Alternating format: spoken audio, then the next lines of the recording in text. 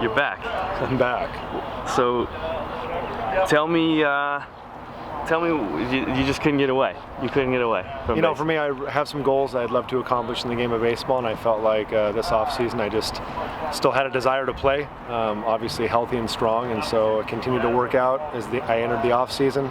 Had an opportunity to go pitch in Australia, which only rekindled even more the fire to pitch, and so I'm really grateful for the opportunity here with Washington to be in camp with them, competing for a spot on the team. You're one of the connoisseurs of footwear in baseball that from an early stage I could tell that you showed an interest in what pros wear. What are you looking at this year for footwear?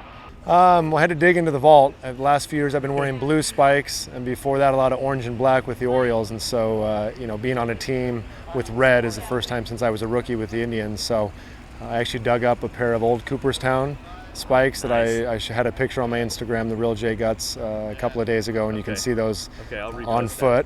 And then I also busted out a pair of 2K4s with the red toe and the red heel, which has gotten a lot of rave reviews from my 2K4s. teammates. Those are classic. Yeah, I sent them into Hurler. I got my right pitching toe, red pitching toe to match the red toe cap.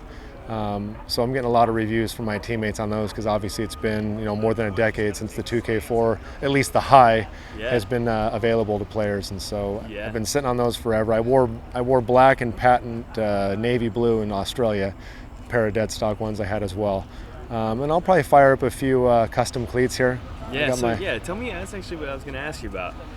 You've obviously seen that. Have you used that? I have, yeah. Anthony does a great job. And you think performance-wise, that you think that they do the job? Well, it's 100% dependent upon the athlete. What do you want to accomplish? For a pitcher, I can admit I don't need much. I just need, a spike. And I know that Anthony's product at Custom Cleats, he's never had one, knock on wood, have any problems with it. They've never fallen off. Yeah. So people say, are they safe? I mean, for what I'm doing, 100%. For running and playing the field, I see a ton of guys wear them in the infield and the outfield, and I've never seen anyone complain. In fact, they usually have a lot of positives to say about it, especially when they select a shoe that's lightweight, comfortable, works for them and their physical needs. I think that's really where it started for Anthony. When I spoke to him, he said, for me it was about giving a few players the ability to perform in a shoe that was more comfortable. They were dealing with foot issues or ankle issues or plantar fasciitis and all kinds of various things. Yeah. And so they were looking for a shoe that they could kind of do everyday things in, but then they thought, why not put spikes on it? And so now obviously it's taken another level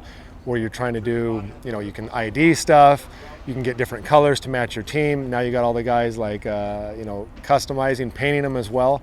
And so it's just become like this whole beast. And I know that, the companies Nike, Adidas, New Balance, they're trying to respond as best they can. I know they work with a lot of the custom painters as well, trying to give their athletes at least the style that they desire.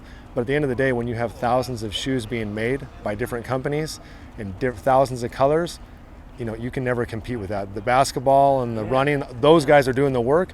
Anthony's just providing a service really where he's throwing, a spike on the bottom of his shoe, and he does a nice job. I've always, looked at the craftsmanship, and it just kind of like, why not do it? It's relatively inexpensive, right? I mean, people are paying $200 for basketball shoes. You throw an extra $100 or so or whatever it costs, and you put them on there. So I like it mainly for the style, but I also think for a lot of the athletes that I've talked to, they do it for the functionality as well. And that's what shocks me is like, if I'm a shoe company, or if I'm a cleat company, and I see that a guy's just slapping on cleats with glue, or to basketball shoes, I have to wonder, okay, well, obviously it's performing at a level worthy of the pros, but what are we doing wrong? Do you ever get into like the performance aspects with the companies that you work with? Well, I know specifically with Nike, they continue to innovate. That's their biggest thing, right? Nike's always innovating, coming up with new technology, lightweight technology, and that's really unmatchable, right? Nobody can go out there and customize something that's built for baseball, that has that lightweight aspect to it. I mean, they make spikes that are far less in weight than a basketball shoe even. So I know Nike's big on their performance, but at the end of the day, every athlete kind of wants to do a little something more on their own, and I think that's really what draws them to this. And at this end of the day, it's kind of a mixture, right? A couple days you want to wear something that's flashy in your own style, then maybe you go back to something more traditional. But I think that's kind of the flavor of the day, right? Is everyone wants to have a lot of everything. And so now instead of having one pair of spikes for a whole season, guys have 6, 7 sitting in their locker, and 2 or 3 might be a custom cleat. And the other ones are various versions of Nikes and maybe a Nike ID. So I mean, even guys that get the special makeups in Nike, I've seen them go on ID and make their own, right? So they have the ability to choose their own spike from Nike, but they also go to Nike ID and make some more because they just want different options. Yeah. So this is, I mean, I love my gloves. Rawlings are my favorite. I've worn them since college now, so like 16, 17 years. I got the idea actually from Tim Hudson and Mark Mulder when I was in the minor leagues. They had the patch like this, the patch removed and put the oval R there. And I think they may have got the idea from the catcher's gloves, because you'll see a lot of Rawlings catcher's gloves have the R like this. Gotcha. So back in 04, I requested it from Rawlings. They were happy to do it for me. A couple years later, they said they didn't want to do it any longer because they wanted to keep their branding, visible, which you can understand. But I guess I got grandfathered in, and so I removed the oval from the thumb, put it here, and I just loved the clean look of that. And so that's the way I've worn all my gloves since. There actually is one other player last year in the playoffs that was pitching this, and so I'm not sure how he got it exactly. It was Zach McAllister of the Cleveland Indians. You can find pictures of him pitching in the World Series, or the playoffs at least, and he has the oval R. And so my assumption is once you get it once, it's almost like the company just kind of does it. But I know I've had hundreds of teammates ask them to do it, and they always say, well, we'll try, but wherever they manufacture the gloves, like it's whatever, if it's, they just don't seem to get it done. So somehow McAllister was able to do it, and, it looked really nice on him as well. It does. So you may have seen that Rawlings is now doing, they've broken away from the red, which was probably very difficult. It was very difficult for them to do, but now they're mixing in new colors.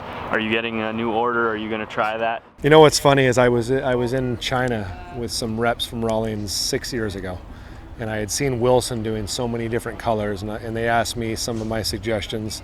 And I said, for me, the ability to customize your glove with colors is probably the number one thing I think would add to, kind of rejuvenating the brand and getting guys to go out and get more gloves, young youth getting the Rawlings glove. I said, for me, just having that red all the time and having limited options is really what is kind of restricting. If you're expressing to me that you're having, some reduced sales, I said, for me, that's what it is. Everyone just wants to customize things. And so I told them that, and they pretty much told me they would never go away from only red. That was I told them over and over the next year, I said, you guys should consider it again. And they still, I don't think they're doing it on the oval, if I'm not mistaken, but they were going to do it on the patch. They, I'm pretty sure, are doing it now. On the oval? Yeah, I think on the oval as well. Well, if I remember correctly. I won't take credit for it, but I will say that they told me emphatically that they would never do it 6 years ago, and these were people that had big influence in the company. I think they're very happy with what they've done now. I think they should be. They got some great people. Jim Hughes, Stevie Cohen, those guys have a real good sense of what the player wants and what he needs, having worked in baseball for years, way more than I've ever been in baseball. So I think the athlete will be very, very pleased with that, and I think they'll see a lot more younger baseball players beginning to order more gloves. Everyone plays on 2-3 teams. You have different colors. That's really what it comes down to. That's how the sneaker market has just continued. It's like a pyramid, right? Where it just continues to grow and grow and grow because guys can get more and more colors and more options. And gloves are just kind of stuck in this little small box where they only allowed a few different gloves. And so you're playing on a team that has yellow and blue, and a team that has red, and a team that has black.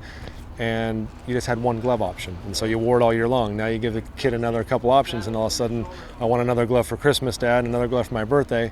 And they're doing kind of what sneakers has done, right? Where you've taken where every kid had 2-3 sneakers, and now they have 20. Yeah. Same thing with gloves. And so I think I think Rawlings is on the right track, and Wilson's kind of been doing it for a few years already.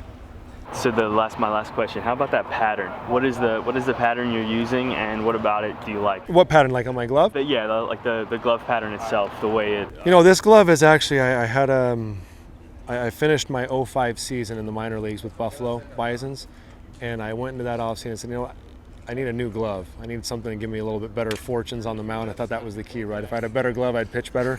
And so I called Rawlings. I said, give me the exact glove Pedro Martinez orders. And so this is what it was. It's a 4 web for Rawlings. It's a Pro 200. I think his might have been 11 3/4. I ordered a 12-inch because that's what I like. And I played catch with it all off-season. I'd never used anything like a trapeze web before, but I really liked the way that it kind of closed and broke in. And so ever since then, every glove I've ever ordered has been this exact model, Pro 200 4B. And the only thing I've ever really changed is, maybe some colors on the welting, some stitching, My name, I always like the gold. For me, the gold pops. I don't know why. Like everyone does. wants a color that matches their team. I just like the gold. I really like the way that it Gold looks. matches everything. Yeah, it's nice. So they'll always ask me, hey, do you want blue this year? Do you want red? I said, no, I just want the gold one every single time. So that's really the only thing that doesn't change a whole bunch on mine. But been using it now for 12 years, and if you go look in my box of gloves, I think all of them will be Pro 200s.